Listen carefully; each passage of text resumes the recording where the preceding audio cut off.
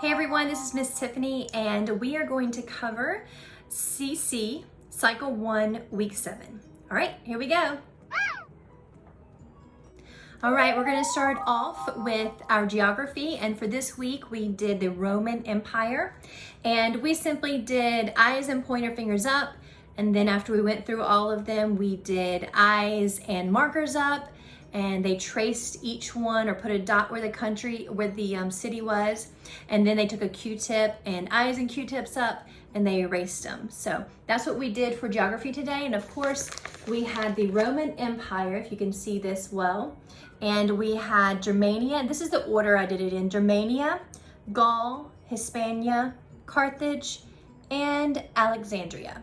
So that was what those were: Germania, Gaul, Hispania, Carthage, and Alexandria down here. All right, and that's our Roman Empire.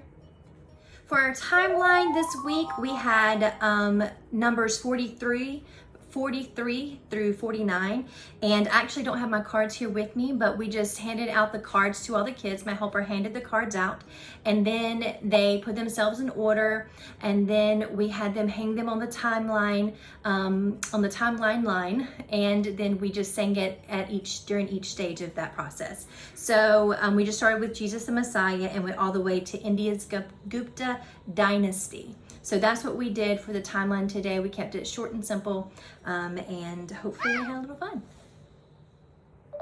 So for our history sentence this week, it was a little wordy, and our actions were they had quite a few actions. So it took us a while to get through those and to teach those to the kiddos. I want to do that for you guys again, just to so it can be something you guys can kind of do at home to kind of reiterate at home what we did at school today or in class today. So it says, tell me about about Hinduism and Buddhism in India. Hinduism, so we did an H for Hinduism, developed around 1500 BC. If you like, you can do 3 5s like that to do 15, but we just stuck with 1500 BC, and is known for karma, K, reincarnation, R, and the caste system. Buddhism, founded in the 6th century BC, Buddhism, and we did like a big Buddha belly, Buddhism teaches self-denial as the path to enlightenment. All right, so let's see if we can do all that together. So Hinduism developed around 1500 BC and is known for karma, reincarnation, and the caste system. And then there's an extra: Buddhism, founded in 6th century BC, Buddhism teaches self-denial and the path to enlightenment. They do it again. Hinduism developed around 1500 BC and is known for karma, reincarnation, and the caste system. Buddhism, founded in the 6th century BC, Buddhism teaches self-denial as the path to enlightenment. All right, so that is the history sentence and the actions. Like I said, it's a little more difficult this week than it usually is, a little bit more wordy. So just keep doing that over and over with your kiddos at home. All right.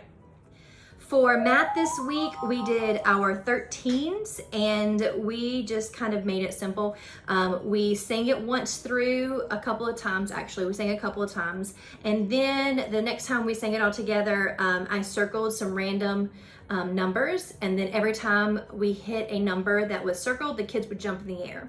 And the next time we sung it, we would sing it together. I would circle a couple more, and then they would jump for all of the numbers that were circled again. So we did that a couple of times. It was fun. They were probably doing more jumping than singing, but it was still getting them up and moving and letting them hear the song. So that's something fun you can do at home as well. Okay, so for Latin, if you mamas and dads were in class today, you know I kind of struggled with this. So I'm going to try my best to kind of go over these. It's kind of hard to hear it in the on the app clearly. So I'm going to try my best for you guys to be able to hear this. And it's to the tune of B-I-N-G-O. So it starts with this right here.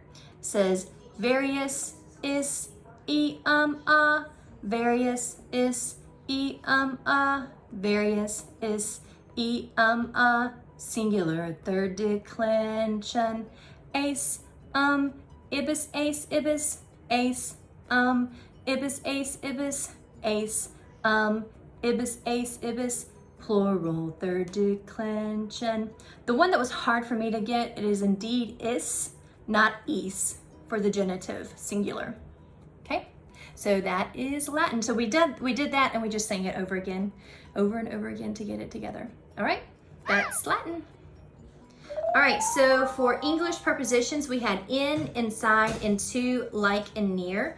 For in, we just kind of took our fingers and put it inside our other hand. So it's in, and then inside, we ducked down and squatted down. So inside. Into, while we were ducked down, we kind of waddled in like we were walking into something.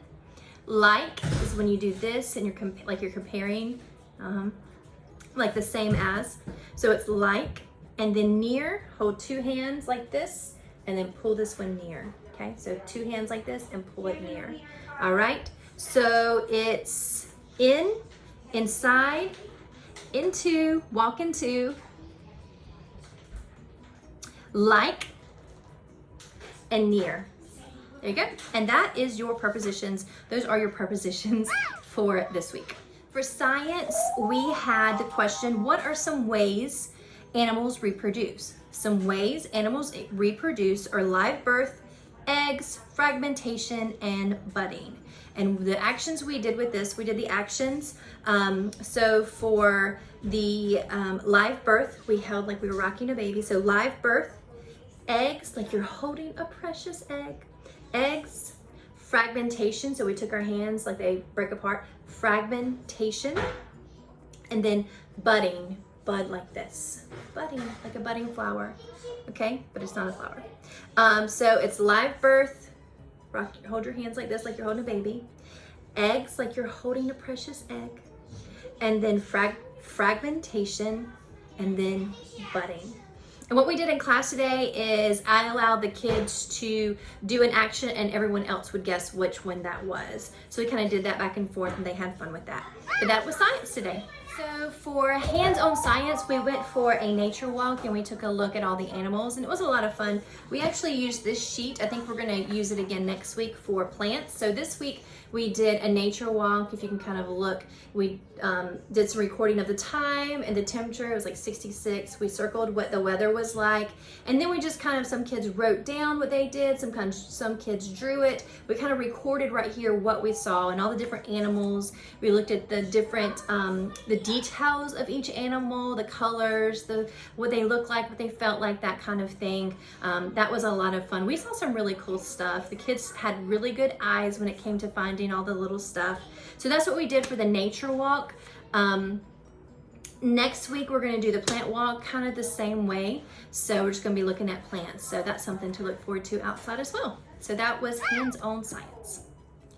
Hands-on art this week, we started tin whistle, yay! We're gonna do Twinkle Twinkle Little Star by the end of the 6 weeks. So if you are at home and you wanna try that with your kids and go ahead and start doing that, please do. We discussed today the 3 rules. Do not touch your tin whistle unless Miss Tiffany tells you to. Make sure everything, make sure that you use a whisper air. Don't blow like, you know, blow gentle. So those were the 2. There was one more, I can't remember off the top of my head, I don't have it with me. But we just kind of reviewed those things and we talked about the positions. Rest position is when your tin whistle is in front of you on the table, hands off. Finger position is when you have your left hand, that's what it was. That's what our 3rd rule was, left hand on top. So left hand on top, right hand on bottom. So this is hand position. And then chin position is when it's sitting here. And then play position is when it's on your mouth, but you're not blowing, okay? And something I didn't mention to the kids today, which would probably be helpful, is when they're at play position, not to breathe through their mouth, but to breathe through their nose, because they're blowing before they're supposed to. And so I realized that's probably what was going on when they were blowing and they were supposed to. So if you want to mention that, that's great. Breathe through your nose until it's time to actually play.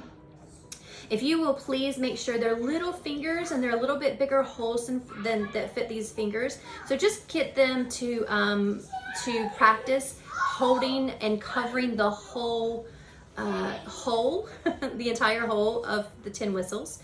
And make sure, we said don't have Cheerios, so don't push down so hard that they have little round things on the end of their fingers. We don't want Cheerios, just do it gently.